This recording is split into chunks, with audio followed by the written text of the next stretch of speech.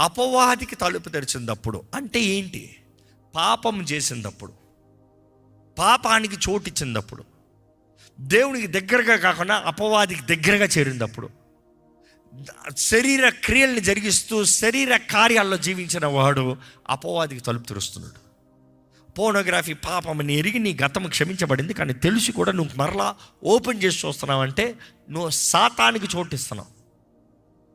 అక్కడ సాతాను రాకుండా ఉంటాడు, వాడికి తలుపు నువ్వు దేవుడు అంట మన గుమ్మం దగ్గర తడుతూ ఉన్నాడంట, హృదయం అనే తలుపు దగ్గర, మే ఐ కమెన్.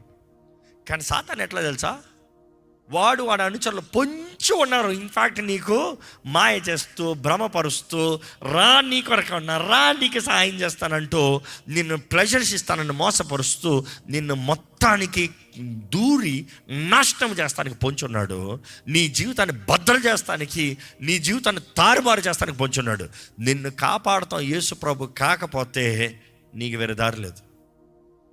నీకు కాపాడటానికి యేసు ప్రభు నీ జీవితంలో లేకపోతే, యేసు రక్తము నీ పైన లేకపోతే నీకు క్షేమము లేదు. అపవాది నిశ్చయంగా దాడి చేస్తాడు. Possession is for sure, but then your blood washed, redeemed, cleansed, sanctified, there are chances you can get oppressed.